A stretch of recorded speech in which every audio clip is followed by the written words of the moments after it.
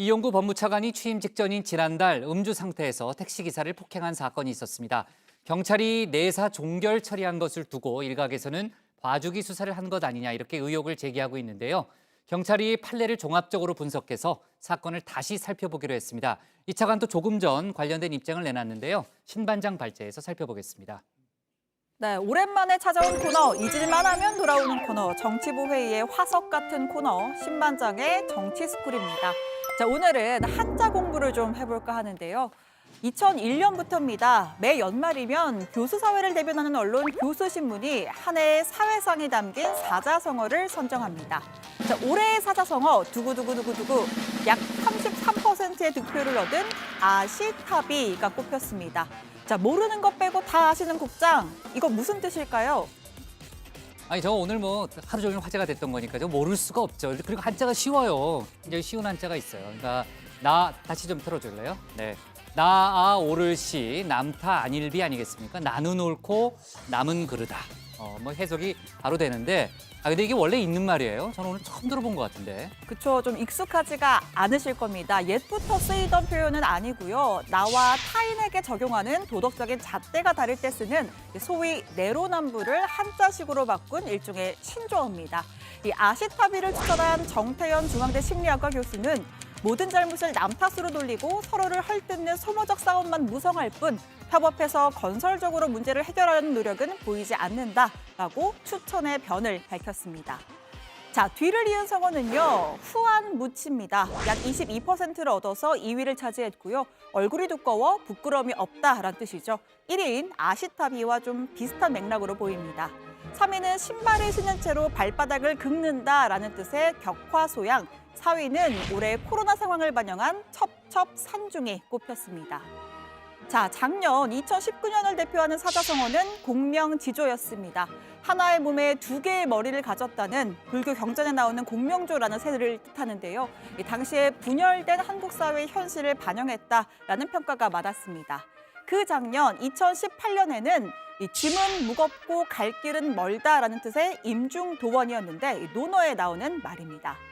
자, 그리고 문재인 정부 첫 해인 2017년에는 그릇된 것을 깨고 바른 것을 세운다라는 뜻의 불교 용어 파사현정이 선정이 됐었죠. 국정농단 사태를 촛불로 극복한 사회상을 담았습니다. 이 성어 정치권에서도 여러 번 회자가 됐었는데요.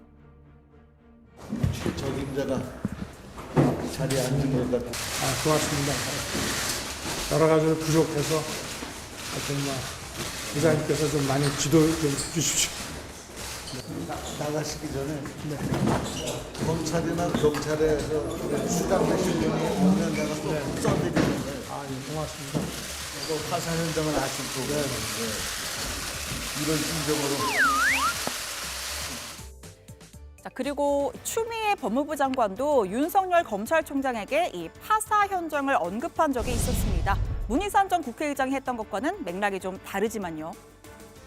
검찰 스스로가 정치를 하는 듯 왜곡된 그런 수사를 우리는 목격하면서 과연 파사 현정 그릇됨을 깨고 발음을 세운다는 그런 정신에 부합하는 올바른 공정한 검찰권의 행사가 있었던가, 정권을 봐주기 위해서 엄호하는 법무부 장관이라는 식으로 프레임을 씌우려는 시도도 있었습니다. 아마 올해의 성어 아시타비도 이 파사 현정처럼 종종 회자되지 않을까 싶은데요. 원래 뜻만 놓고 보면 이미 유행어처럼 쉼없이 들었던 말입니다. 특히 정치권은 각자가 이 손에 쥔 이중잣대로 서로를 지적하기 바빴다, 이런 지적이 있죠. 덩달아서 감싸고 말이야. 내로남불도 따로 왜 웃으지? 내가 조국이야 내가? 저희도 내로남불 하면 안 되지만 야당도 내로남불 하면 안 되고요. 내로남불의 적반하장입니다. 내로남불식의 논란과 갈등은 우리 국민에게 정치 불신을 심었습니다. 자, 오늘 정치권을 가장 뜨겁게 달군 인사 중 한 명인 이용구 법무부 차관도 이 내로남불 아시타비 논란에서 자유롭지 못합니다. 이 차관은 취임 전 변호사 신분이던 지난달 초에 서울 서초구의 한 아파트 앞에서 자신을 태우고 온 택시기사의 멱살을 잡는 등 폭행을 했습니다. 술에 취한 상태였다고 하죠. 자, 지난해 법무부는 도로 위의 폭력 행위에 엄정 대응하라라고 지시를 내렸고 당시에 이 차관은 법무부에서 법률 검토를 관장하는 법무실장으로 재직하고 있었습니다. 그리고 이 사건이 일어난 뒤 한 달도 안 돼 차관으로 임명됐습니다. 공정하고 투명하고 중립적으로 업무를 처리하도록 하겠습니다. 모든 것은 적법 절차와 법 원칙에 따라 직무를 수행하도록 하겠습니다. 경찰이 사건을 정식 수사하지 않은 것도 논란입니다.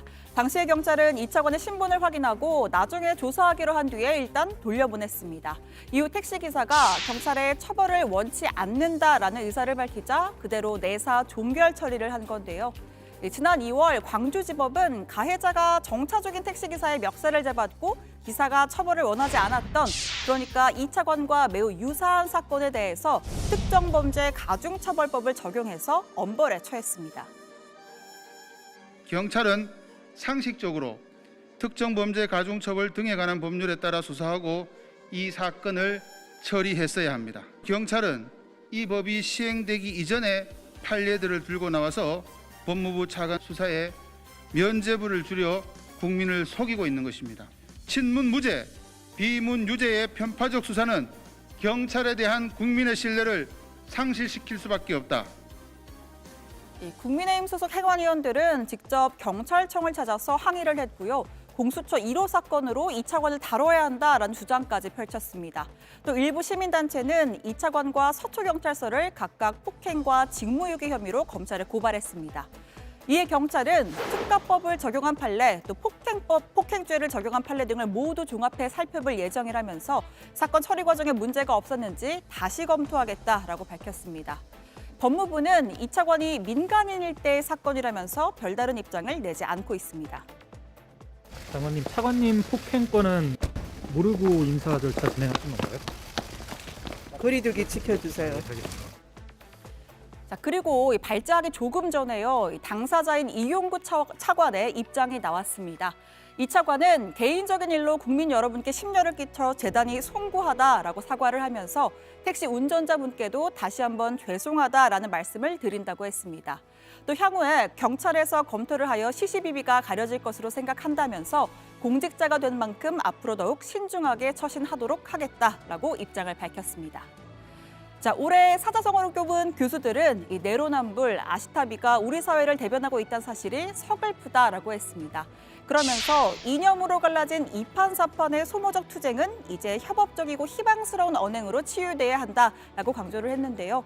네, 공감하는 바입니다. 내년엔 조금 더 희망찬 뜻이 담긴 사자성어 전해드릴 수 있으면 좋겠습니다. 오늘 청와대 발제 이렇게 정리하겠습니다. 이용구 차관 택시기사 폭행 내사 종결 논란, 경찰 판례 다시 보겠다.